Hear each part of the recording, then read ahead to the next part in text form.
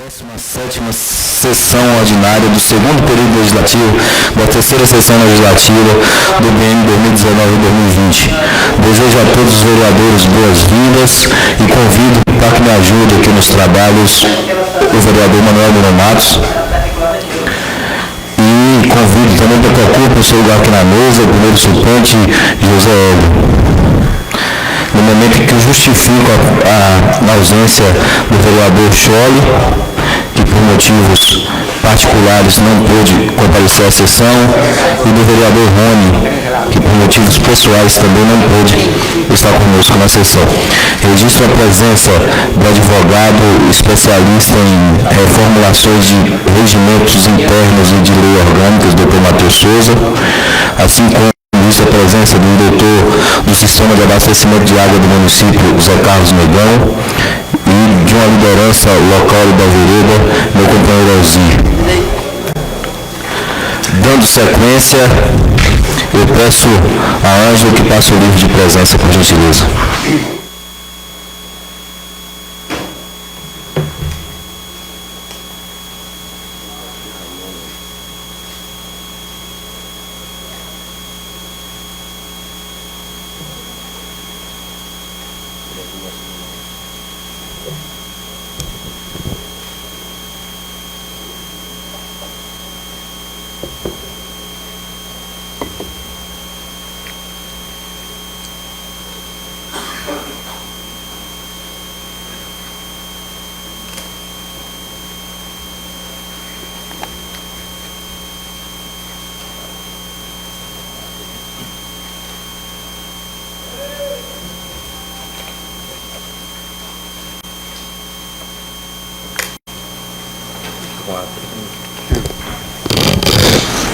Enquanto o registro de presença circula entre os pares, eu peço ao meu secretário Age Roque, indicado aqui, para que faça a leitura da ata, por gentileza.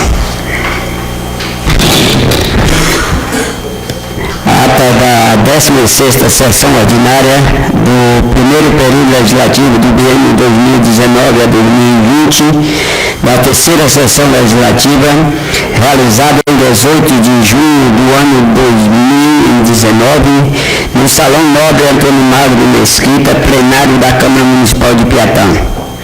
Às 9 horas reuniram-se os parlamentares sob a presidência de Pedro Paulo Macedo, sendo o primeiro secretário o vereador Ronaldo de Souza.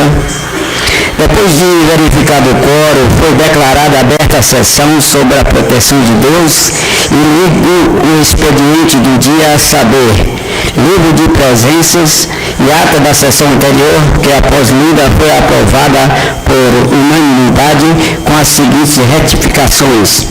Fez-se constar a fala do vereador Mirão, o qual disse, quando informou sobre o problema da água de Cabralha, não foi a vigilância que constatou a quistosomose na mesma, e sim pediu para que o setor investigasse o que estava acontecendo para lhe informar.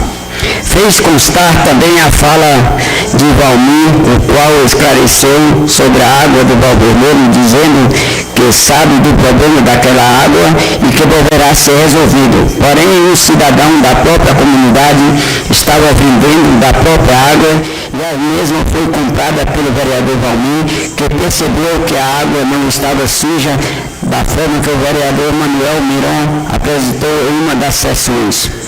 Dando continuidade, foi pedido parecer à Comissão de Justiça e Redação ao projeto de lei número 0253/2019, que dispõe sobre o Sistema Municipal de Transporte e Circulação no município de Piatã. Assim como ao projeto de resolução número 01/2019 do vereador Grayson, que cria no âmbito municipal a Câmara Mirim. Em seguida, houve a leitura da indicação número 03/2019 do vereador Mirão, o qual indica ao senhor prefeito municipal que encaminhe um projeto de lei ao Legislativo com o objetivo de reduzir a cobrança da TIP, taxa de iluminação pública. O vereador Roberto Oliveira fez uma indicação verbal para que a ordem do dia fosse antecipada, devido a um compromisso pedido acatado pelo presidente, o qual foi deliberado o processo legislativo número 0445/2019, projeto de lei número 0250/2019, que dispõe sobre as diretrizes orçamentárias para o exercício 2020. Após o parecer nominal favorável dado pela Comissão de Justiça e Redação de Finanças, Orçamento e Conta ao projeto, ora citado,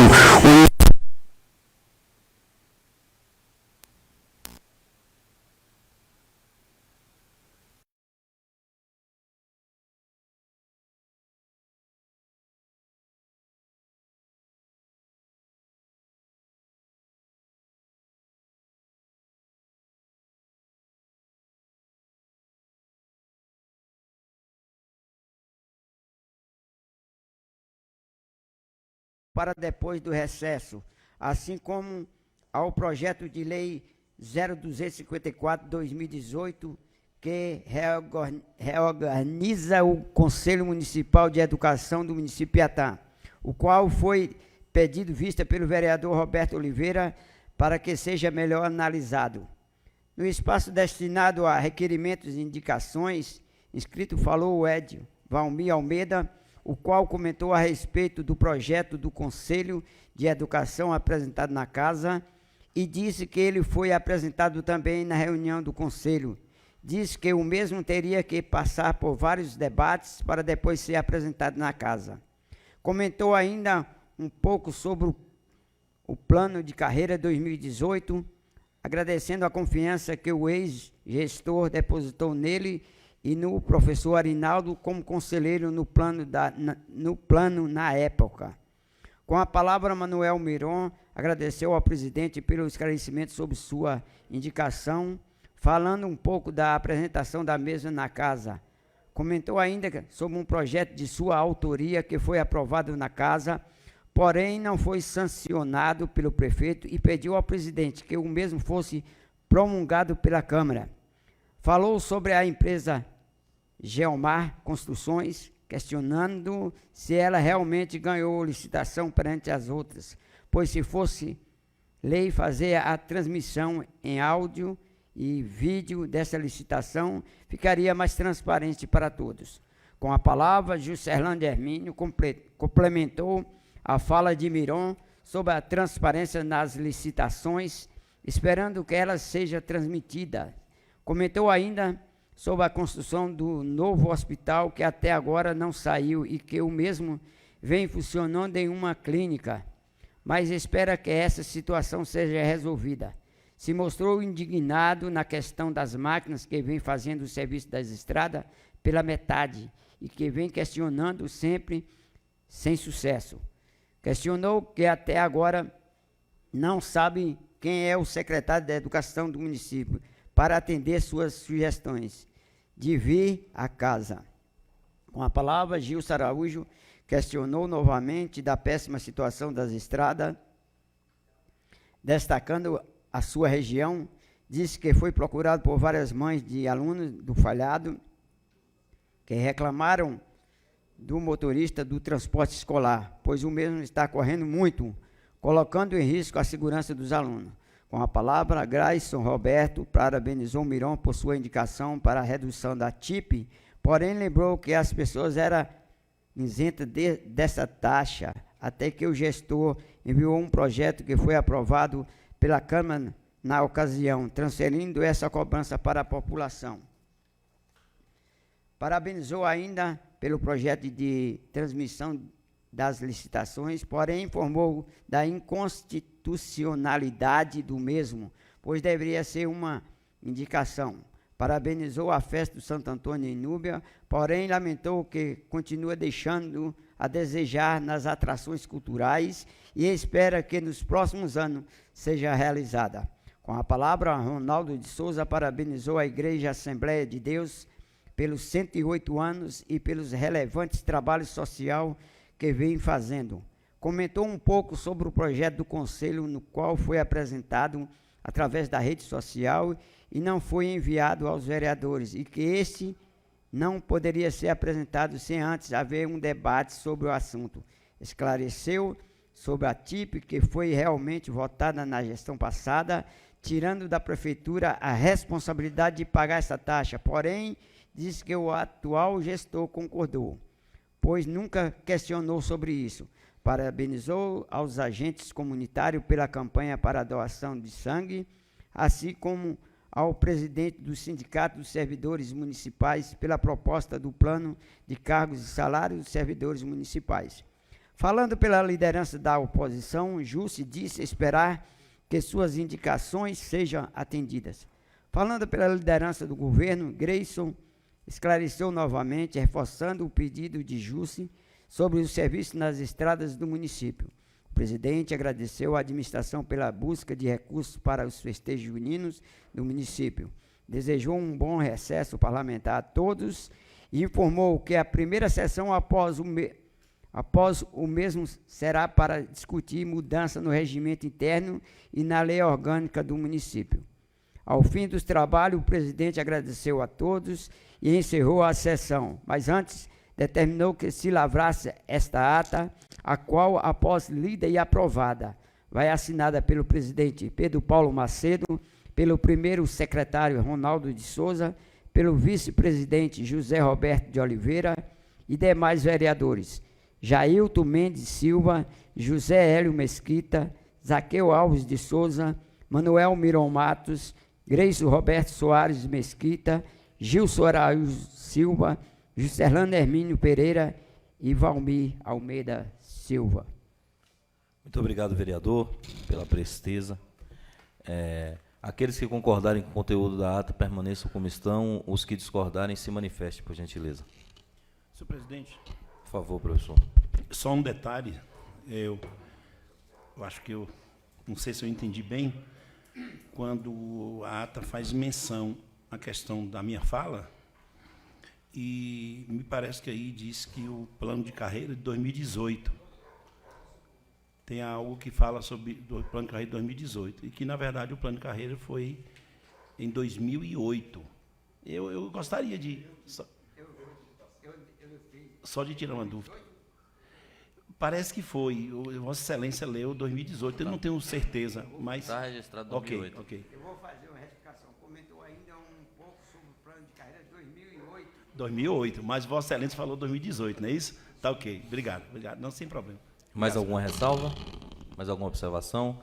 Então, a ata foi aprovada por unanimidade. Dando sequência à sessão, faço a apresentação do processo legislativo. Por favor, Ângelo. Passe a ata, por gentileza.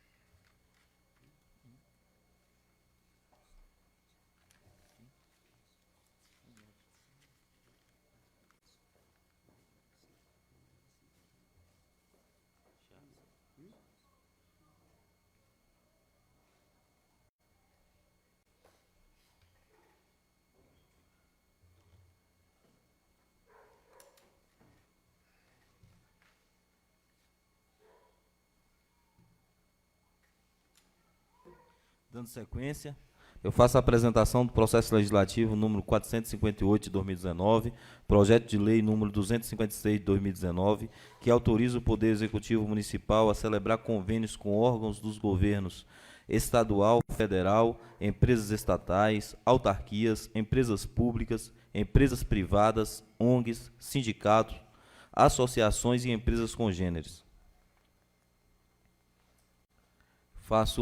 Registro a presença de Tinho, ali da vereda, grande amigo, companheiro meu de outras lutas. Seja bem-vindo, tio. E convido o doutor Matheus Souza para que ocupe o lugar na tribuna, para procedermos aqui com a apresentação do regimento interno, alguns pontos do regimento interno da Lei Orgânica Municipal, onde nós vamos estar mostrando a necessidade de alterarmos alguns pontos nessas leis. Eu peço aos vereadores, Jailton e Isaqueu, se não tiver confortável, Jailton, para ver, procure um lugar aqui do lado de cá para acompanhar a apresentação melhor. Se não der, para você ver. Se tiver bom, paciência. Doutor Matheus, por favor. Bom dia a todos. Inicialmente, eu agradeço a Deus por mais um dia de vida, pela oportunidade de estar aqui reunido com os senhores. Eu quero cumprimentar a mesa diretora, na pessoa do excelentíssimo senhor Pedro Paulo Macedo, na pessoa de quem também estendo meus cumprimentos a todo o plenário, aos servidores dessa casa, aos cidadãos e imprensa presente. Senhores,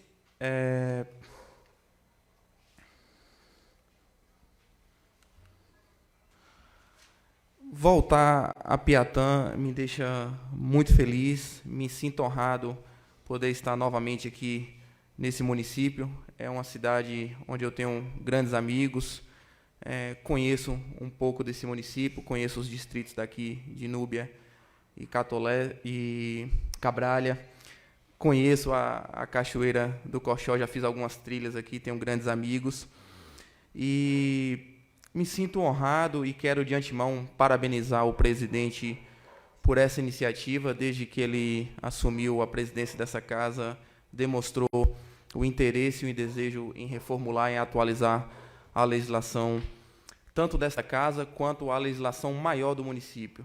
Eu considero hoje aqui um marco no município de Piatã. A partir de hoje, nós estaremos iniciando uma nova era, e eu acredito que é um marco, porque nós estamos trabalhando sobre a Constituição Municipal. É a principal lei do município de Piatã. A vida dos cidadãos piataenses passa pela lei orgânica, é a Constituição do município. Toda e qualquer lei ordinária ou lei complementar que chegue a essa casa tem que ser com base na lei orgânica municipal e, óbvio, com base na lei orgânica, na Constituição Estadual e Constituição Federal. Pois bem, essa apresentação de hoje aqui, eu vou tentar mostrar para os senhores alguns aspectos, algumas leis no cenário federal e estadual que mudaram e refletem, impactam diretamente nos municípios. E antes de nós adentrarmos a esse tema, eu vou aproveitar que eu estou no lugar certo, na Casa do Povo, e onde tramita a legislação. Quero aqui fazer uma provocação, já te disse ao presidente que acredito que a partir de agora nós vamos trabalhar com alguns projetos aqui em prol, em benefício do município, e aproveitar também que a imprensa está presente. Está aqui o nosso amigo Gerry do Portal Cabralha, também o nosso amigo Paulo Canelo da Rádio Cidade Piatã. E Piatã tem uma coisa que sempre me desperta, e isso todas as vezes que eu venho aqui, e também lá em Vitória da Conquista, eu ouço muito comentar. Em Conquista nós temos também duas coisas que aqui tem, mas não dá para comparar, e que eu acredito que precisa ser melhor explorado. E algum projeto, alguma coisa, ou em parceria com o Executivo, tem que ser construído e elevar Piatã a um outro patamar. É duas coisas que me chamam muita atenção, que são singulares aqui. É o frio e o café. E eu acredito que isso pode ser melhor explorado, principalmente nessa época do inverno. Eu ainda não compreendo porque em Piatã não se tem um encontro nacional do café ou um festival do café. Eu acredito que é algo que a gente tem que construir a partir de agora aí e ver se eleva ainda mais o nome, porque em todos os lugares que eu passo, quando eu remeto ao nome Piatã, ou falo que estou vindo para a região daqui, o meu celular toca e alguém pedindo para levar café daqui, ou então já remete ao frio. O pessoal costuma chamar a Conquista como a Suíça baiana, mas eu acredito que se fosse chamar mesmo a Suíça baiana, seria Piatã, porque o frio daqui é atípico e singular. Eu acho que nós só vamos encontrar lá em Campos do Jordão. Então, eu espero que os senhores um dia despertem junto ao Executivo para que promova alguma coisa, ou bienal, ou mesmo anual, mas que possa levar isso para fazer um encontro nacional aqui. Inclusive, é desenvolvido lá em Barra do Choça, um município pequeno, os cafeicultores de Piatã participam, eu já tive a oportunidade de presenciar, mas aqui, que é onde nasce, onde planta, onde colhe, eu acho que merece ter isso aí e crescer mais ainda, não só a questão da economia local, mas também o turismo do município. Vamos lá, eu quero fazer uma pequena apresentação aos que não me conhecem ainda. Eu tenho aqui o amigo Roberto Bahia, que me conhece, mas alguns vereadores ainda não conhecem, os cidadãos. Meu nome é Matheus Souza, eu sou graduado em Direito pela Faculdade Independente do Nordeste, sou pós-graduado em Direito Processual Civil, inscrito na Ordem dos Advogados do Brasil, sou assessor jurídico de câmaras municipais, inclusive aqui na região tenho o privilégio de trabalhar com a Bahia, Boninal, Ceabra. Já fizemos, inclusive, esses trabalhos de atualização nessas câmaras, estamos iniciando em Ceabra, inclusive começa hoje lá também. Sou advogado militante na área de Direito Público e transito na área de Direito Administrativo, Civil e Consumidor. Sou especialista em elaboração de lei orgânica e regimento interno. Sou ex-presidente da Comissão de Direito Ambiental da OAB Conquista no triênio 2016-2018. Atualmente, eu sou presidente da Comissão de Relações Institucionais. Então, tudo que parte da OAB, que é para ter comunicação com o Legislativo e Executivo em Vitória da Conquista e região, passa por nós. Sou colunista também de artigos jurídicos no blog do Anderson, é um dos portais mais acessados do estado da Bahia. E também autor de artigos na revista Perfil, é um periódico ali de Vitória da Conquista, mas que também são exemplares divulgados em todo o estado. Alguns cursos que nós já fizemos na área, que nos credencia a trabalhar com a atualização de lei orgânica e regimento interno. Eu fiz nos últimos cursos que eu trouxe aqui, foi o Parlamento Jovem Brasileiro, Como Fazer Leis, foi promovido pela Câmara dos Deputados em Brasília, o Poder Legislativo Municipal no Brasil, pelo Senado Federal, Processo Legislativo Federal, também pelo Senado, e o último foi de Técnica Legislativa, pela Câmara. Redação forense, elementos da gramática, o novo acordo ortográfico, como os senhores já devem ter observado, algumas palavras, algumas nomenclaturas que estão contidas na lei orgânica e no regimento interno já foi mudado por causa do novo acordo ortográfico, e a escrita é de uma outra forma. Curso de oratória com Pedro Barroso, na Escola Superior da Advocacia em Salvador, curso de oratória com Évila Carreira, com Fernando Sodac, da TV Globo, e, por último, comunicação para líderes políticos, com a plena assessoria, agora em 2019. A nossa estrutura lá em Vitória da Conquista, o nosso escritório fica ali no Complexo Empresarial, no Multiplace, ao lado do Shopping Conquista Sul. Eu depois quero estreitar mais essa relação com os senhores, trocar telefones, ou se a Câmara tiver algum grupo, o que seja. Quando algum dos senhores estiver em Vitória da Conquista, será um prazer, faço questão que vá até o nosso escritório, tomar um café com a gente, conversar sobre leis, sobre projeto de leis, ou sobre algum parecer. Será um prazer e quero estar sempre à disposição dos senhores. Antes de iniciar o nosso tema sobre a questão da lei orgânica, eu quero trazer alguns dados de curiosidade e informações sobre a vida do vereador, sobre os vereadores, no nosso estado da Bahia. Segundo dados do TRE, no último pleito, quando os senhores foram eleitos, no estado todo, foram eleitos 4.494 vereadores. Esse é o número de vereadores existentes no nosso estado da Bahia. Nobres vereadores, eu gosto sempre de trazer esses dados nessa apresentação, quando eu faço em Câmara, para mostrar a força do Poder Legislativo Municipal. Sem o Legislativo Municipal, sem o vereador, não se elege deputado estadual, não se elege deputado federal e, muito menos, prefeito e governador. Então, os senhores têm uma força muito grande. Basta que as câmaras tenham união, que os senhores têm uma força que, às vezes, não tem esse conhecimento. Acha até que não tem, dedica, às vezes, mais a alguma questão voltada ao assistencialismo e esquece dessa força que o Poder Legislativo tem. Um outro dado curioso é que, na cidade de Uauá, foi eleito o mais jovem vereador, com 18 anos de idade. Na época eu tive a oportunidade de conhecê-lo por rede social. E na cidade de Jaguaquara, um vereador em primeiro mandato, pasmem os senhores, com 81 anos de idade. Esse eu conheci pessoalmente, uma figuraça. E mulheres. Nessa Câmara nós não temos nenhuma dama aqui, mas é provável, possível, que isso venha a ocorrer no decorrer das novas legislaturas. As mulheres estão ganhando o seu espaço na política. Na última legislatura, foi eleito 552 mulheres, sendo que algumas delas atualmente ocupam presidência de câmaras, inclusive a atual UVB, que é a União dos Vereadores da Bahia, é presidida por uma vereadora. Então, é uma coisa que está se construindo aí, e as mulheres estão ocupando, aos poucos, o seu espaço na política. Inclusive, no nosso novo regimento interno, vai ter uma matéria dedicada às vereadoras mulheres. São direitos que lhes são assegurados, que a gente não tem como omitir. Vou dar um exemplo bem prático aqui, a questão da licença maternidade, a licença gestante à vereadora. Se, porventura, essa casa vier a ter uma vereadora, e no período que ela engravidar, ela é um direito assegurado a toda mulher, que ela tem direito à licença gestante e é convocado o seu suplente para ocupar a sua cadeira. Isso hoje é omisso no nosso regimento interno e nós vamos passar a constar. Para introduzir o nosso tema, eu gosto de colocar três artigos que são basilares e que falam diretamente do município e do Poder Legislativo Municipal, que é o artigo 1º da Constituição Federal, que ele diz o seguinte: a República Federativa do Brasil ela é formada pela união indissolúvel dos estados e municípios. Para os senhores entenderem que o município faz parte da federação. O artigo 2º, que eu considero o mais importante, ele diz o seguinte: são poderes da União independentes e harmônicos entre si, o Legislativo, o Executivo e o Judiciário. Senhores, o Legislativo não é e jamais poderá ser subordinado ao Executivo e ao Judiciário. Aqui, essa casa é um poder. Da mesma forma que tem o Executivo, tem o Judiciário, aqui é o Legislativo. Faz parte da estruturação da federação do nosso Estado brasileiro. Iniciando, o que seria, o que é a Lei Orgânica Municipal? Por que nós falamos que eu nomeio e vários juristas e doutrinadores nomeiam a Lei Orgânica como a Constituição do município, a Constituição Municipal?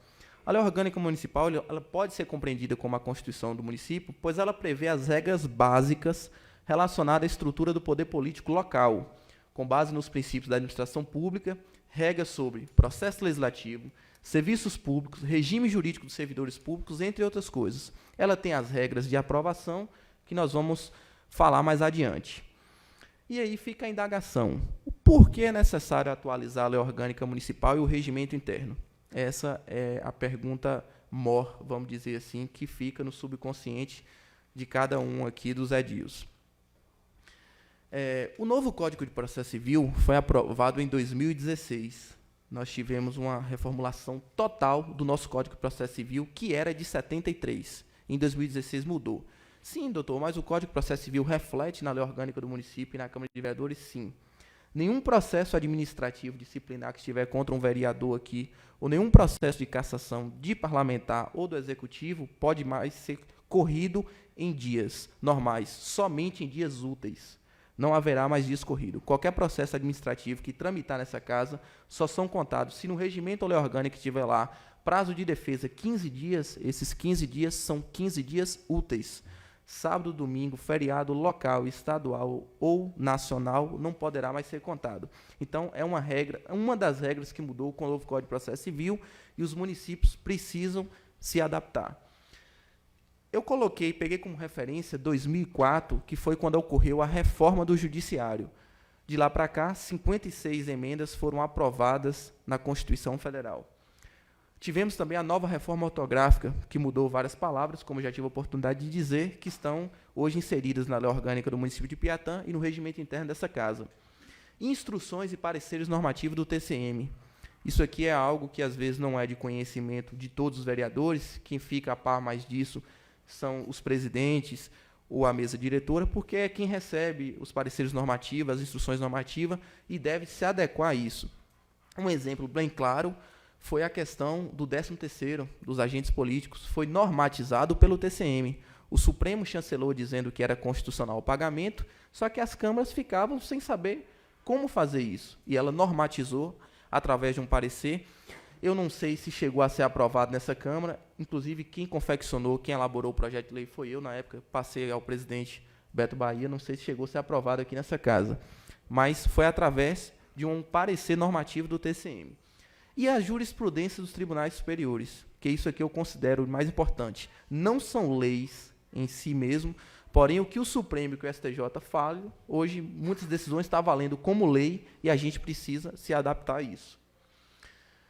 A nossa Constituição Federal ela já foi reformada 101 vezes, de 88 até 2019, até a data de hoje, a nossa Constituição ela já foi reformada 101 vezes. Daí o porquê, eu acho que só isso aí já responde à necessidade do município acompanhar essa evolução do plano federal. Durante o período, esse interstício aí de festejos juninos e o recesso parlamentar que os senhores tiveram, o recesso parlamentar são 30 dias, com os festejos juninos deu quase 45 dias, a Constituição foi reformada 2 vezes. O Congresso Nacional reformou 2 vezes. E essas 2 emendas constitucionais, por incrível que pareça, têm reflexo nos municípios. E nós vamos ver agora o que essas 2 emendas falam. A primeira dela é a emenda constitucional número 100 de 2019. Ela foi promulgada dia 27 de junho, quando aqui já estava em recesso, devido aos festejos juninos. Ela diz o seguinte, o que aconteceu? Há 2 anos atrás, na verdade, o nosso orçamento ele é considerado autorizativo. O que é isso? Ele fixa a receita e estima as despesas, porém o presidente da República ou governador do Estado ele não é obrigado a gastar, a fazer aquilo que está no orçamento. Como é de conhecimento dos senhores, de 4 em 4 anos, aqui nessa casa chega o Plano Plurianual, que é o PPA, e todos os anos chega a LDO e a LOA. Aquele orçamento que a gestão municipal faz, ele é programado, porém o prefeito ele não fica vinculado. Se ele não gastar, se ele não fazer aquilo ali, ele vai ser condenado. Não, é considerado autorizativo. Há 2 anos atrás, houve uma emenda onde os parlamentares federais poderiam fazer uma emenda individual ao orçamento na porcentagem de 1,2% para a saúde. Quando os senhores verem deputados federais doando ambulâncias ou alguma coisa ligada à saúde, é porque essas emendas de 1,2% ao orçamento da União, a União tem a obrigação de executar. Se cada deputado federal colocar 1,2% de suas emendas na saúde, tem a obrigação, vai ser cumprido. O que aconteceu agora, dia 27 de junho? As bancadas estaduais, as Assembleias Legislativas, reuniram e falaram assim, sim, e os deputados estaduais, como vai ficar nessa situação? Então, agora, foi autorizado que as bancadas estaduais, elas também têm até o limite de 1% da receita da União de vinculativo. A partir de agora, os senhores, que eu sei aqui, tanto base da situação quanto da situação, ambos os blocos partidários, têm as suas bases também, os deputados estaduais, podem pleitear algum benefício para o município de Piatã, e se esse benefício for inserido no orçamento da União, fica vinculado que tem que vir para Piatã. E mais, se for uma obra que ultrapassar 1 ano, no ano seguinte, essa bancada estadual tem que renovar. Está lá fixado no parágrafo 20 da Constituição Federal, que ano a ano as bancadas estaduais ficam obrigatórias vincular. Por isso, o que eu digo que é o reflexo nos municípios. Então, isso foi mudado. E não pense os senhores que é pouco, não. 1% do orçamento da União é muita coisa. Foi uma grande vitória que as Assembleias Legislativas conquistou agora, dia 27. Ainda não foi muito divulgado isso na mídia. A gente sabe, praticamente está em dedicação exclusiva. Agora começou a surgir outras coisas que não vem ao caso a gente comentar, mas assim, está quase voltado em dedicação exclusiva para a questão da reforma da Previdência. E aí isso não chegou aos holofotes da mídia. E a outra emenda foi a 101, que é a última emenda que foi promulgada. Como eu disse, a Constituição já foi reformada 101 vezes. No dia 4 de julho, teve uma nova emenda. Senhores, essa emenda diz respeito a servidores públicos. O que acontece?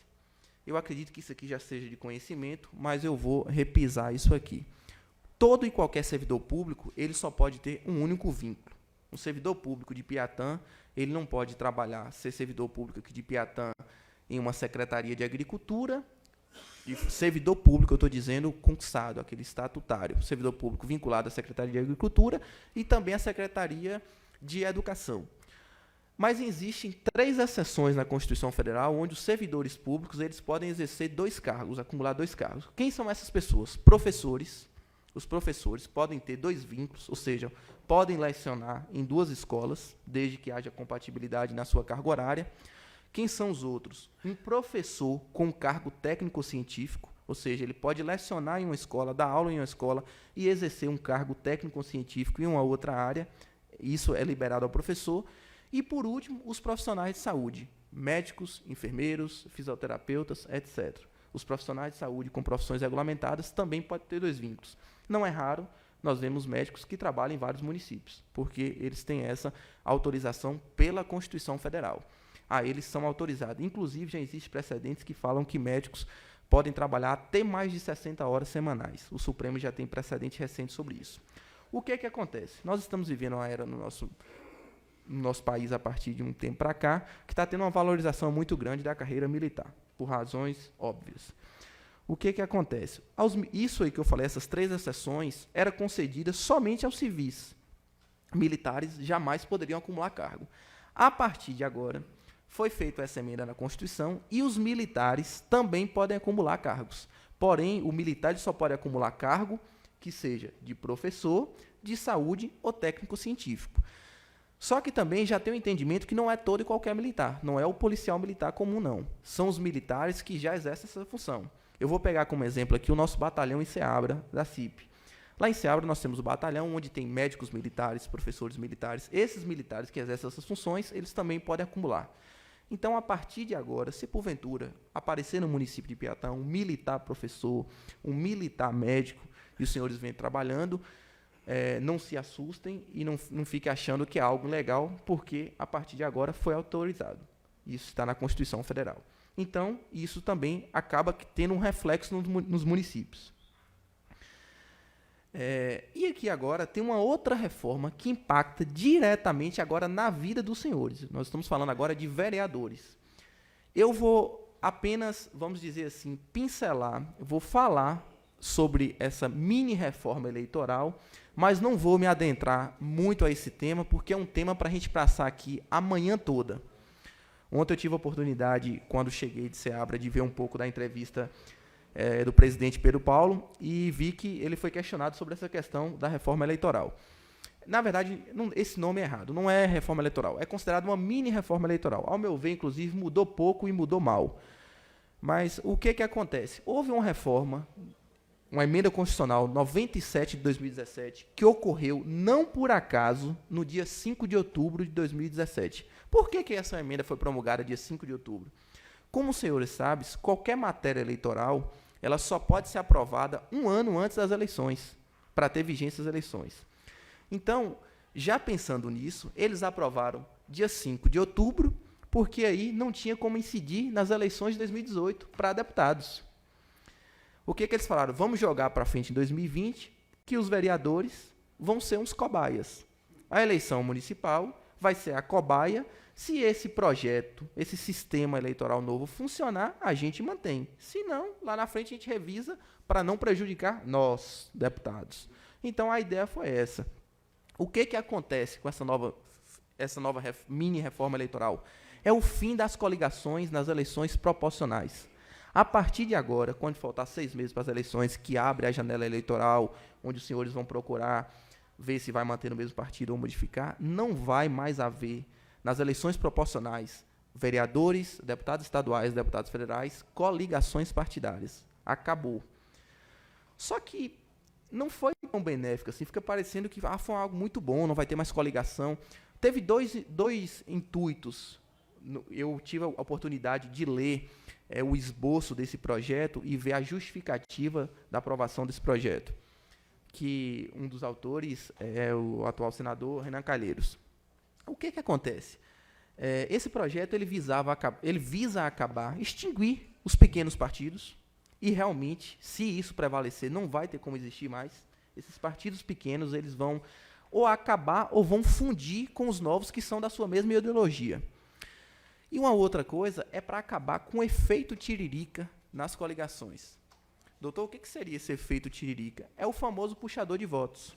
Uma coligação pegava um tiririca da vida, vamos dizer assim, colocava na sua coligação e aquele parlamentar ele arrastava com ele 3, 4 vereadores ou deputados. E isso não vai ser mais possível. Só que isso não vai ser mais possível na coligação. Dentro do seu partido, sim. Vamos dizer que o vereador aqui, ele é o puxador de voto do partido dele. Então, ele pode ser que dentro do partido dele, ele consegue trazer mais um outro vereador. Mas na coligação isso não vai ser possível. Como o Pedro Paulo falou ontem na entrevista na rádio, o quociente eleitoral não mudou. Então, não acho que mudou muita coisa. Só que vai ser uma eleição diferente e, ao meu ver, um pouco difícil para os vereadores. Vai ter que ser montado uma certa estratégia. Mas a gente ainda tem uma indecisão. Nós estamos em agosto de 2019, as eleições são em outubro de 2019, ainda tem uma incerteza se isso vai prevalecer. Por quê?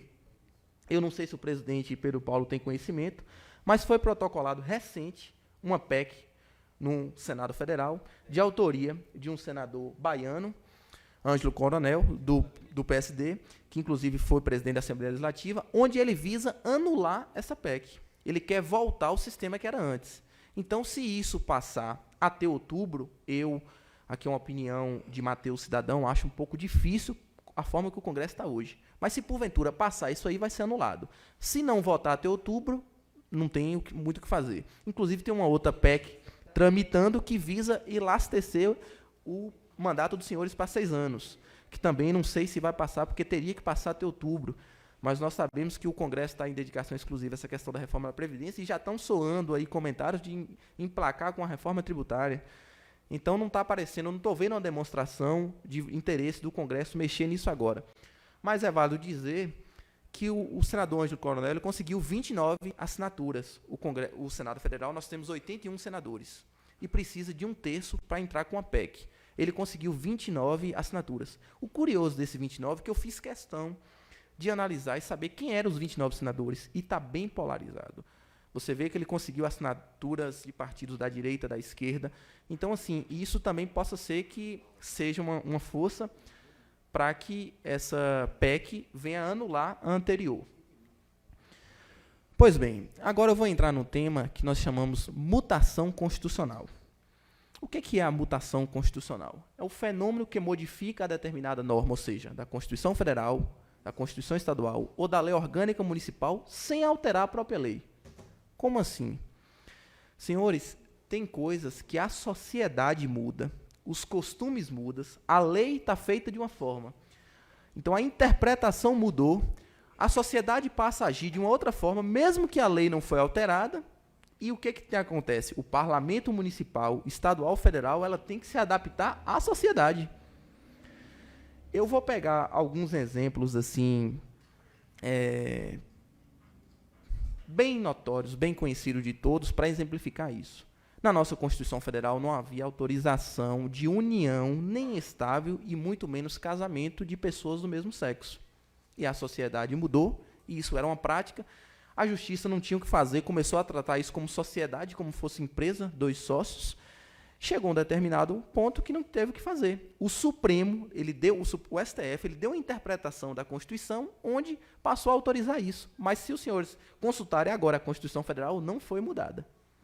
E várias outras leis que ficaram dessa forma. A questão do foro privilegiado. Existia, até pouco tempo atrás, o Supremo tinha um entendimento que os ex-parlamentares e os ex-presidentes da República, eles, inclusive também isso descia para o cenário estadual e municipal, os prefeitos, eles mesmo após o fim do mandato, manteriam a prerrogativa de foro. Eles continuavam com o foro por prerrogativa de função, o chamado famigerado foro privilegiado. A partir de hoje, não. Mas a lei não mudou. Quem mudou foi a sociedade que não aceita mais esse tipo de coisa, e isso é chamado de mutação constitucional. E tenham certeza, nos municípios acontece isso até com mais força. Muitas vezes nós vemos assim, os munícipes passam a agir com alguns costumes diferentes, a lei orgânica do município não mudou, mas eles passam a agir de uma forma e cabe ao parlamento municipal adequar à nova realidade, porque a nossa sociedade é notória que está mudando. É só conversar com os mais antigos que percebe que de lá para cá já mudou muita coisa, a tecnologia está avançando demais e a gente tem que se adequar a isso. Mudança na Constituição Federal que impactam nos municípios. Em 98, nós tivemos uma emenda que ela chama administração gerencial. Ela trouxe uma nova forma da administração pública fazer a sua gestão. Existiam, até 98, apenas 4 princípios basilares que regiam a administração pública, que era legalidade, impessoalidade, moralidade e publicidade. A partir de 98, trouxe a eficiência, ou seja, o presidente Pedro Paulo tem esse conhecimento, o vereador Beto Bahia, que foi presidente, tem esse conhecimento. A gestão pública, tanto a Câmara Municipal quanto o município, ele hoje é gerido semelhante a uma empresa privada. A Câmara ou o município, ele não pode comprar o que ele acha que ele quer comprar. É feito cotação de preço, é buscado o melhor preço, é buscada a melhor técnica e preço. E isso foi a partir de 98 que teve esse princípio da eficiência, onde é um modelo que visa buscar a relação custo-benefício dentro da administração pública. E isso foi mudado, e também nós vamos inserir essa questão do princípio da eficiência na nossa lei orgânica. Uma primeira mudança da emenda constitucional 98 foi a avaliação de desempenho como requisito para a estabilidade do servidor público. Eu não sei se todos os senhores aqui têm conhecimento, os cidadãos que nos ouvem, mas o servidor público, o concursado estatutário, após o período de 3 anos, que quando o cidadão ele é aprovado no concurso público, ele é nomeado e passa a trabalhar, ele passa 3 anos em estágio probatório. Após esses 3 anos, o servidor público ele só perde o cargo dele em 2 hipóteses. Se tiver um processo administrativo disciplinar, onde apura, através de sindicância, de uma comissão constituída, que ele realmente foi culpado e ele não recorrer à justiça, essa é uma hipótese. E a segunda é através de sentença judicial transitada ou julgada. Mas não é uma sentença que o juiz aqui vai conceder, não. É transitada em julgado. Quando esgotar todos os recursos, o servidor público perde o cargo. Mas, a partir de 98, a Constituição prevê uma outra hipótese para o servidor público perder esse cargo. Qual é? É uma avaliação periódica de desempenho. Hoje, se for editada uma lei complementar em todos e qualquer município, é possível, de tempos em tempos, que a administração pública faça uma avaliação periódica para ver se aquele servidor público ainda está desempenhando a sua função, se ele ainda está, vamos dizer assim, apto a desempenhar aquela função. Então, isso sim é uma inovação muito grande que faz com que os servidores públicos, de tempos em tempos, busquem a capacitação, busquem se dedicar à sua função, para que não venha perder o cargo. Não é passou no concurso, agora eu vou ficar numa boa, não preciso fazer mais nada, não perco o meu cargo de jeito nenhum. Então, isso foi uma mudança também que aconteceu, que reflete nos municípios. O princípio da legalidade é o nosso princípio mor, é um supra-princípio. Nosso saudoso Eli Lopes Meireles, ele falava o seguinte, que enquanto os indivíduos, o cidadão, no campo privado, ele pode fazer tudo que a lei não proíbe, os senhores, agente público, pode fazer tudo, só pode atuar, na verdade, onde a lei autoriza. É diferente os agentes públicos do cidadão. O cidadão, ele pode fazer tudo que a lei não veda. Os agentes públicos, não, só pode fazer o que a lei autoriza. Jurisprudência do STF e do STJ, que impactam diretamente nos municípios. Jurisprudência, senhores, são decisões reiteradas, várias decisões das cortes superiores que viram uma espécie de uma lei. Hoje nós vivemos a era dos precedentes vinculantes. O que é isso?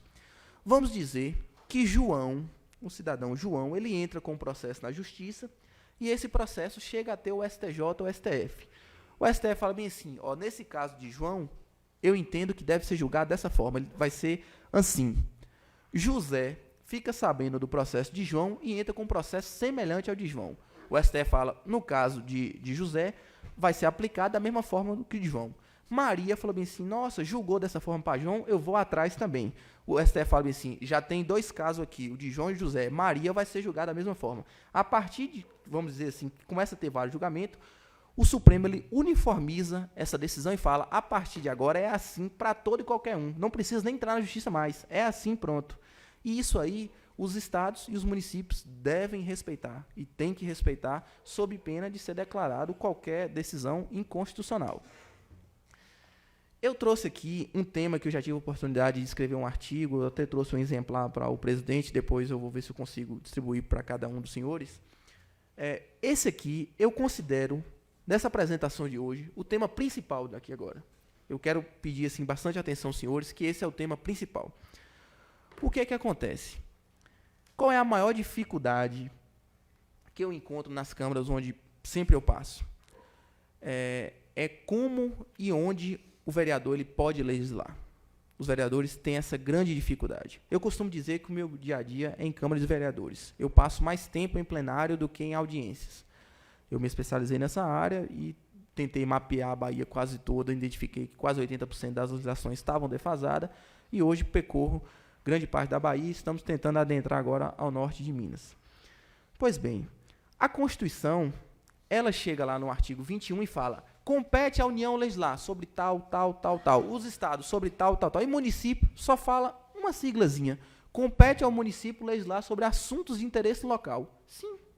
Mas o que é assunto de interesse local? Ficou uma coisa vaga, aberta. E os próprios vereadores têm essa dificuldade de saber em que eles podem legislar ou não. Diante disso, vários projetos de leis foram sendo elaborado por vereadores Brasil afora. Alguns projetos eram identificados, seja a oposição, ou a situação, ou o executivo achava que aquele projeto era inconstitucional, e ia para o Supremo, ou para o Tribunal de Justiça, e falava assim: eu não concordo com esse projeto. A partir disso aí, foi criada uma lista na jurisprudência do que o vereador pode legislar. Vereador, eu digo município, vereador ou executivo. E aqui eu listei aos senhores o que compete aos municípios legislar. Meio ambiente e interesse local, isso é competência privativa do município. No meio ambiente e interesse local, os senhores têm competência para legislar. Disciplinar o espaço urbano. Fique sabendo, senhores, que já teve regiões metropolitanas ou capital ou estado que queria legislar sobre o ordenamento de determinado município. E isso compete tão somente ao município legislar sobre o ordenamento do espaço urbano. Serviço público de fornecimento de água potável, seja via carro-pipa, ou seja via a água mesmo que chega à casa de cada cidadão encanada, compete tão somente ao município legislar. Ninguém pode entrar nisso aqui, nenhum outro município e jamais o Estado. Horário de funcionamento do estabelecimento comercial. Quem rege isso aqui é o município. É o município que vai dizer de que horas a que horas o comércio local pode e deve funcionar, caso queira. Definição de tempo máximo em espera de clientes em fila de banco. Eu tenho um caso prático e pessoal. Eu tenho um processo contra uma instituição financeira, onde eu fiquei, junto com a minha cliente, 4 horas e 30 minutos para ser atendido, para a liberação de um alvará. Quando eu saí da agência bancária, eu fui até o PROCON, fiz o registro e, de imediato, já interpus, ajuizei a ação. Tive a condenação procedente. A instituição financeira foi condenada em danos morais, em 4 mil e alguma coisa, mas assim, o valor era o de menos. O intuito foi de movimentar isso. A partir dessa ação minha, 2 outros colegas entraram também com o processo na justiça, isso movimentou, o banco mudou a forma de tratar o cidadão e a Câmara Municipal dessa cidade fez a lei dos 15 minutos, que eu acho que os senhores já devem ter ouvido falar. As agências bancárias, as instituições financeiras e cartórios compete ao município legislar e eles têm um tempo máximo de 15 minutos para atender o cidadão. A passar disso aí é um ato abusivo, é um direito do consumidor e isso compete tão somente à Câmara Municipal legislar. Imposição legal de limite de tempo também em fila de espera de cartórios, como eu já tinha dito. Continua, tem mais coisas. Proibição de realização em imóveis próprios do município de eventos patrocinados por empresas de bebidas alcoólicas e cigarro. Isso aqui porque já aconteceu o município pegar um imóvel público, fazer um evento, uma festa e está lá a propaganda estampada de um cigarro ou de uma bebida alcoólica. E a Câmara Municipal legislou e falou bem assim, não, aqui no município pode usar imóveis públicos para fazer as festas. Agora, para ser patrocinado por empresas de bebida alcoólica ou cigarro, que induz o jovem ao consumo do tabaco, isso não pode. A Câmara vedou e o Supremo falou, a Câmara está certa. Compete à Câmara porque está dentro do município. Seguranças em instituições financeiras. Todas as regras de segurança, seja câmaras, seja guardas, tudo que dizer sobre segurança dos bancos, compete à Câmara Municipal legislar. Determinação aos bancos também de instalação de medida de conforto e terminais de autoatendimento aos usuários. A gente chega em agências bancárias que não tem um bebedouro, não tem locais de assento para gestantes e idosos. E aí, o cidadão chega lá e reclama para o gerente. Não estou dizendo que é o caso de Piatã, eu nem conheço aqui a agência bancária, mas estou dizendo de alguns municípios que tem e mostrando para os senhores que os senhores competem legislar sobre isso. O cidadão chega para a gerente e fala assim, mas aqui não tem um banco. Ah, tá certo, tem um 0800 aí, reclama e tal. Não, se a Câmara fizer a lei, tem que ser cumprido. E eles cumprem. Poluição visual, questão de muitos outdoors que acontecem nos grandes centros, compete à Câmara legislar. Extensão de gratuidade do transporte público, pessoas compreendidas na faixa etária entre 60 e 65 anos, competência também do município legislar sobre isso, gratuidade do transporte intermunicipal. Distância mínima entre postos de combustíveis, a fixação de um posto de combustível para outro, também compete o poder legislativo ou executivo legislar, o município legislar. Questões que respeitem a edificações ou construções realizadas no seu território, assim como assuntos relacionados à exigência de equipamento de segurança em imóveis destinados ao atendimento público. Outro detalhe, proibir o estacionamento de veículos sobre calçadas, meio-fio, passeios, canteiros, áreas ajardinadas, impondo multas aos infratores. Também é competência do município. O Estado não pode querer multar um veículo que está mal estacionado dentro do município. Continua aí. É constitucional, a lei o Supremo diz que é constitucional, lei estadual ou municipal, que imponha sanções às agências bancárias, ou seja, aos bancos, que não instalarem divisórias individuais nas caixas de atendimento. Então, quando tem vários terminais de autoatendimento, é razoável que as instituições bancárias coloquem uma divisória para que a pessoa que está ali digitando a sua senha não seja visualizado pelo que está do lado. Isso também a Câmara pode fazer uma lei, se aqui não tiver, dizendo que necessita ter. COSIP. Curiosamente, a gente vai pegando algumas coisas. Na leitura da ata, duas coisas me chamou a atenção. Uma delas diz respeito ao regimento interno e também à lei orgânica, que é a questão da sanção. Eu não me recordo o nome do vereador, mas vi que na última sessão ordinária que teve nessa casa, teve um vereador que questionou que determinada lei não foi sancionada pelo prefeito municipal e que essa Câmara deveria promulgar. Senhores, existe o Instituto da Sanção Tácita, ou seja, o prefeito municipal ele tem 15 dias para sancionar a lei. Passou esses 15 dias, se o prefeito não sancionar, a lei está sancionada. Ele pode fazer 15 dias, é uma sanção expressa. Ele publicar no Diário do Município, sanciona a determinada lei número 101 de 2019. Exemplo. Se passou os 15 dias, o prefeito municipal ele não sancionou a lei está sancionada. É uma sanção tácita. Então, essa casa não precisa promulgar a lei nenhuma. Votou aqui, mandou para o Executivo, ele tem 15 dias para fazer a sanção ou vetar. Ele pode fazer a sanção ou veto. Não teve a sanção, já está aprovada, já está sancionada. Então, foi um detalhe que eu vi na ata e é um instituto que a gente vai tratar quando estivermos falando do regimento interno em datas futuras. E uma outra coisa que a gente entrou no assunto aqui agora, eu vou falar. Eu vim falando muito aqui da TIP. Era a antiga, né, chamada taxa de iluminação pública. Quero dizer aos senhores que não existe mais. Essa TIP ela já foi extinta há algum tempo. E hoje a nomenclatura correta é COSIP. É contribuição sobre a iluminação pública, porque esse tributo ele não é considerado uma taxa. A natureza jurídica dele é de contribuição. Então, é uma contribuição sobre a iluminação pública. Qualquer lei que for editada nesse município, e se já houver uma lei for atualizada, ela tem que chamar contribuição sobre a iluminação pública, e a nomenclatura dela, a abreviatura é COSIP, não é mais TIP. Então, quem cabe legislar sobre a COSIP? O município. É os vereadores que fazem essa lei da COSIP, ou como chamava antigamente, a TIP. Uma outra coisa, é legítima a publicação em sítio eletrônico, ou seja, sites dos municípios, mantido pela administração pública, vamos dizer no português claro, prefeitura, dos nomes dos seus servidores e do valor dos correspondentes vencimentos e vantagem pecuniária. O que o município não pode publicar é CPF.